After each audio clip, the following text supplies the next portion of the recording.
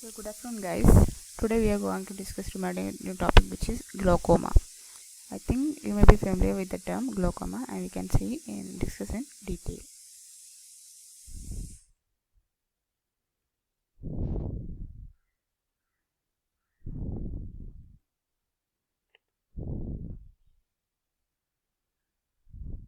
Glaucoma is a group of disorders characterized by an abnormally high intraocular pressure, optic nerve dystrophy, and the peripheral visual field loss.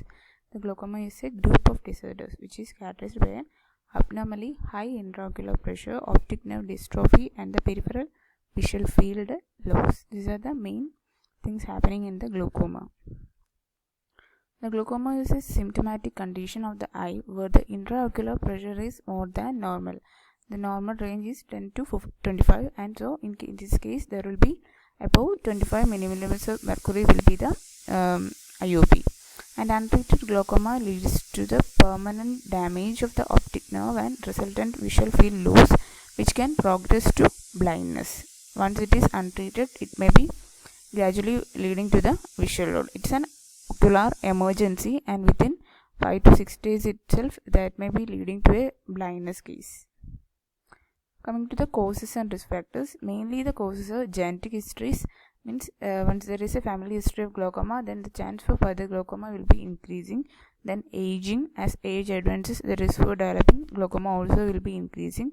Then hypertension. In case of hypertension, already the pressure will be increased, and in turn the IOP will be also increasing, and which may be resulting in glaucoma. Then the severe myopia. In myopia, the increased tension will be there. In eyes, the increased tension will be there, and which may be leading to increasing the IOP, and that will be resulting in this. Then eye trauma and ocular surgery. In all these cases, there will be increasing the IOP, and which will be leading to glaucoma. Then the diabetes mellitus. In case of diabetes, there will be diabetic retinopathy, and which will be in turn resulting in the means neurovascular changes, and which will be leading to increasing the IOP. Then the migraine, headache, then plaque ethnicity, then prolonged use of local or systemic corticosteroids, then extreme dilation of the pupil, and the emotional excitement. These all are the main causes and the risk factors. In case of emotional excitement, we know there will be a sudden change in the emotion, and which will be leading to the sudden pressure will be changes will be there, and which may lead to increasing the IOP. That's a thing. So it's clear that which are the main causes and risk factors are genetics, then aging, hypertension, severe myopia, eye trauma, then ocular surgery, diabetes mellitus, migraine headache, black ethnicity, then use of the corticosteroids drugs, extreme dilation of the pupil, and the emotional excitement. Then coming to the pathophysiology, due to all the etiological and risk factors, there will be elevation in the intraocular pressure, and which will be leading to the dysfunction of the vascular and neuroprotective mechanisms. Once there is a elevated intraocular pressure, then there will be dysfunction of the vascular and neuroprotective mechanism, and which will be in turn resulting in the damage to the retinal ganglion cells and their axons. We will be seeing the image, and then that will be more clear. Then there will be complex progressive or optic or retinal neurodegeneration. These are the changes or the how it happens to the or how it impact the impact caused by the glaucoma to our eyes. Due to the various etiological and risk factors, there will be elevation of the intraocular pressure, and that may lead to dysfunction of the vascular and neuroprotective mechanism, that will lead to damage to retinal ganglion cells and their axons. Then there will be complex progressive optic or retinal neurodegeneration. These are the main things. Then coming to the classification, mainly it is of two types, that is the congenital and acquired glaucoma. From the term itself, congenital is that due to the birth defect and all. In congenital glaucoma, there are three types, that is true congenital glaucoma, infantile glaucoma, and juvenile glaucoma. In acquired, it divided into two types, that is the primary and secondary glaucoma. Again, the primary is divided into two types, that is the primary open angle glaucoma and the primary angle closure glaucoma. So we can discuss one by one in detail. The first one is the congenital, and that is divided to three types, that is the true congenital glaucoma, infantile glaucoma, and the juvenile glaucoma. The true congenital glaucoma is the IOP is raised during the intrauterine life and child is born with ocular enlargement. From the intrauterine life itself, the baby will be having the problems in the eye and there will be an ocular enlargement from the birth itself. That is a true congenital glaucoma. Then the infantile glaucoma, that is before the third birthday. The infantile glaucoma is once before the third birthday, the baby will be developing this type of glaucoma. The next one is the juvenile glaucoma, that is between the age of 3 to 16 years, the child or person will be developing the glaucoma, that is the juvenile glaucoma. Then coming to the primary open angle glaucoma. The primary open angle glaucoma is otherwise known as POAG and is usually bilateral in onset and with insidious onset and slowly progressive course without the discomfort or pain. Comparing to the it's a bilateral in onset and it's insidious in onset and it's slowly progressive course without discomfort or pain. The chronic open angle glaucoma results from the overproduction or obstruction of the outflow of the aqueous humor through the trabecular meshwork or the Schlemmann's canal, causing the increased IOP and damage to the optic nerve. There will be overproduction of the or obstruction of the outflow of the humus, means aqueous humor, that will be resulting in the means increasing the IOP. Once there may be an overproduction or there may be obstruction in the outflow of the aqueous humor. That is what happens in the primary open angle glaucoma. Then coming to the clinical manifestation, there will be mild aching in eyes, then mild headache, increased IOP greater than 24 mm of Hg. Then the cornea show slight haze, that is the cloudy layer formation will be then.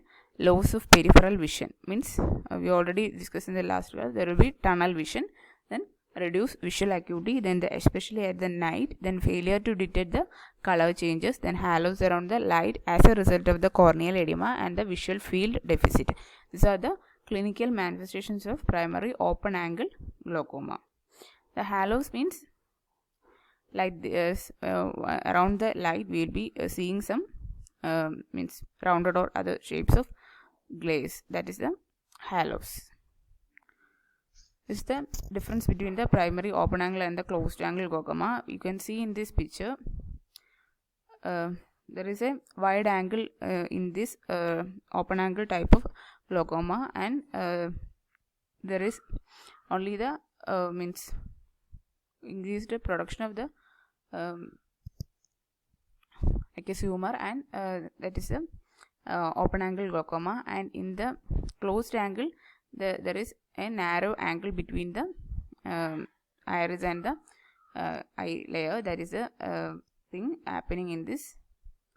So we can see the next one, that is the primary angle closure glaucoma. The primary angle closure glaucoma is always known as the narrow angle glaucoma. From the picture itself we see that there is a narrow angle only.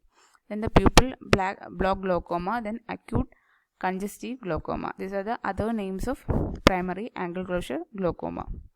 Then unless treated promptly, this acute form of glaucoma causes blindness in 3 or 5 days.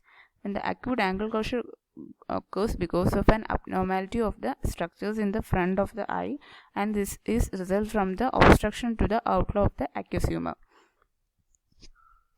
The angle closure occurs because of an abnormality of the structures in the front of the eye, and this is results from the obstruction of the outflow of the aqueous humor.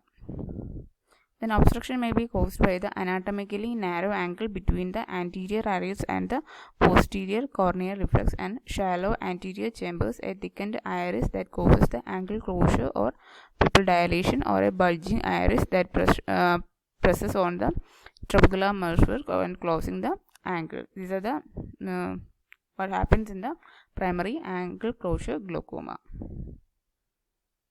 Then clinical manifestations of pain and redness in the eye, increased IOP between 40 to 70 between. There is a wide gradual and increase in the IOP around the 40 to 70 millimeters of mercury.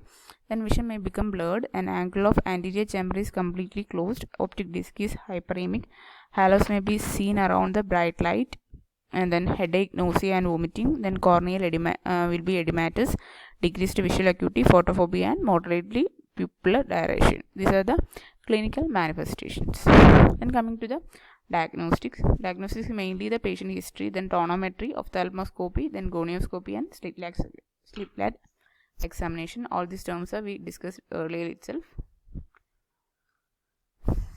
This is how we are doing the slit lamp examination and the tonometry. The tonometry is we are measuring it used for measuring the IOP. Then medical management, mainly we are using the beta adrenergic blockers, cholinergic, then carbonic anhydrase inhibitors, adrenergic agonist, prostaglandin analogs, and the osmotic agent.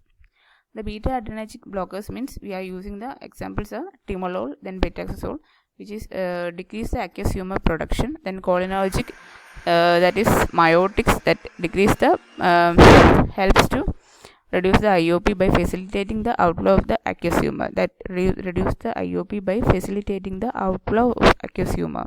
Then the carbonic anhydrase inhibitors, that is to decrease the formation and secretion of aqueous humor. That will helps to reduce the formation and secretion of the aqueous humor. Then the adrenergic agonist, that is epinephrine, that to reduce the IOP by improving the aqueous humor outflow. Adrenergic agonist that is epinephrine to reduce the IOP by improving the aqueous humor outflow.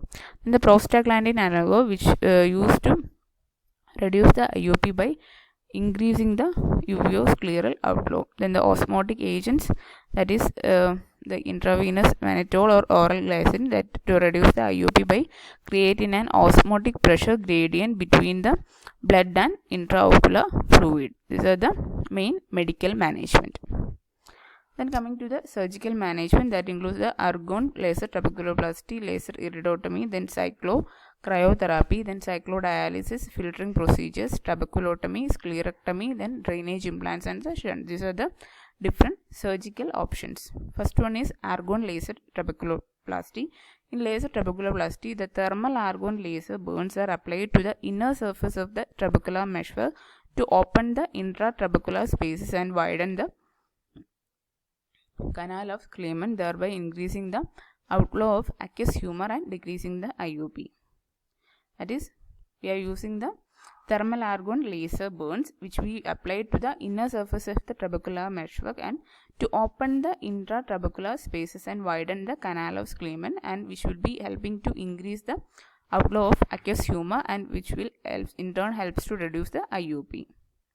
Then the laser iridotomy, it's an opening is made to the laser beam in the iris to eliminate the pupillary block, and it relieves the pressure and preserves the vision by promoting the outflow of the aqueous humor. It's laser beam in the iris to eliminate the pupillary block. That is the laser iridotomy. Then the cyclocryotherapy application, cryotherapy means we are using the freezing. The application of a freezing probe to the sclera over the ciliary body that restores some of the ciliary processes, which results in the reduction of the amount of aqueous humor produced. This is what happens in the cyclocryotherapy.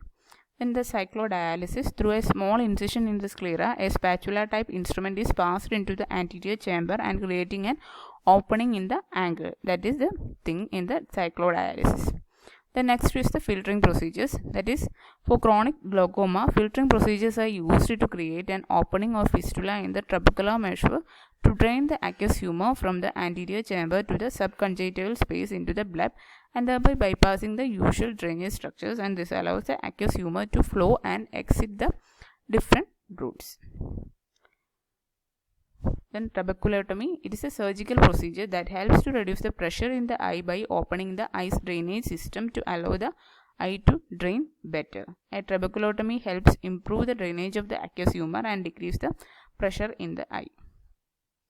Then sclerectomy, its partial thickness incision is made into the sclera, and one of the more opening are made with the punch, and the top flap of the sclera is closed over the punched hole. This is the sclerectomy.